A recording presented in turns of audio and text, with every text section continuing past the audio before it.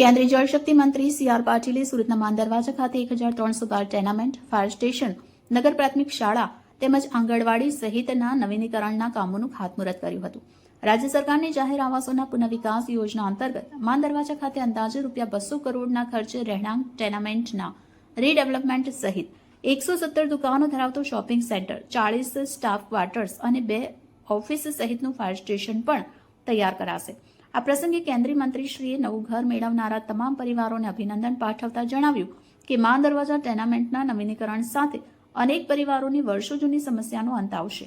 હાલ કરતાં 40% વધારાની જગ્યા સાથે તૈયાર થનારું સપનાનું નવું ઘર ટેનામેન્ટના પરિવારો માટે બમણી ખુશી આપશે. આશરે 1.5 થી 2 વર્ષમાં જ અનેક પરિવારોનું નવા ઘરનું સ્વપ્ન સાકારિત થશે.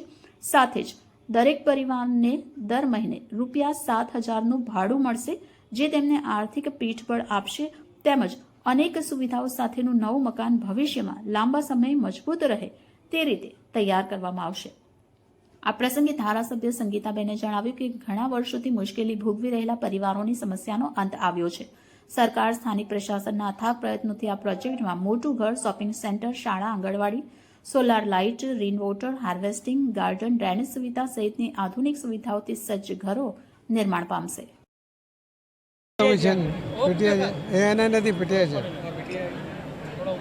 નમસ્કાર મિત્રો, આજે માંદરવાજાના ABC ટેનામેન્ટ એની અંદર રહેતા લગભગ 1326 લોકોને એમના મકાનો જર્જરિત થવાને કારણે મહાનગરપાલિકા દ્વારા નોટિસ આપીને ખાલી કરવામાં આવ્યા હતા. એનું રીટેન્ડરિંગ કરીને નવેસરથી બનાવીને આજે જ્યારે 20 મીટરના મકાનો હતા એના બદલે અમને 40 મીટર એટલે કે ડબલ એરિયા હોય એ પ્રકારના મકાનો કોઈપણ જાતના એમની પાસે પૈસા લીધા વગર એને કોઈ કોન્ટ્રાક્ટર દ્વારા બનાવીને આપવા માટેનો નિર્ણય કરવામાં આવ્યો હતો. ટેન્ડરિંગમાં શ્રી અનિલભાઈ રૂંગટા એમને આ ટેન્ડર મળ્યું હતું અને એમણે આ 3 વર્ષની અંદર ટેન્ડરની શરતો પ્રમાણે આ કામ પૂરું કરવા માટેની જવાબદારી લીધી છે. એમણે 1.5 થી 2 વર્ષમાં જ આ મકાનો બનાવવાનું કહ્યું છે. અનિલભાઈ ખૂબ મોટા બિલ્ડર હોવા નાતે એમના ખૂબ ક્વોલિટીના એ મકાનો બનાવે છે, એટલે મજબૂત મકાનો, સારી વ્યવસ્થા સાથેના મકાનો મળશે. ઉપરાંત આજથી જ્યાં સુધી બને ત્યાં સુધી આ દરેક લોકોને દર મહિને ₹7,000 એ ભાડું પણ આપવા માટેનો નિર્ણય મહાનગરપાલિકાના ટેન્ડર પ્રમાણે શ્રી અનિલભાઈએ આજથી એ શરૂ કરશે. એનાથી લોકોને ખૂબ રાહત થશે.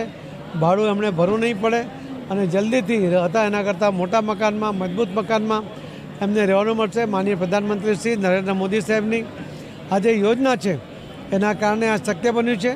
એના માટે માનનીય મોદી સાહેબનો ખૂબ ખૂબ આભાર માનીએ છીએ. એમાં ધારાસભ્ય શ્રી સંગીતાબેન, મેયરશ્રી, સ્ટેન્ડિંગ કમિટીના ચેરમેનશ્રી, અહીંયાના કોર્પોરેટર શ્રી રાજેશભાઈ રાણા, બાજુના ધારાસભ્ય શ્રી અરવિંદભાઈ રાણા, શ્રી દીપેનભાઈ અને બાકીના બધાએ જે મહેનત કરી છે એના કારણે આ શક્ય બન્યું છે. એમને પણ ખૂબ ખૂબ અભિનંદન આપું છું.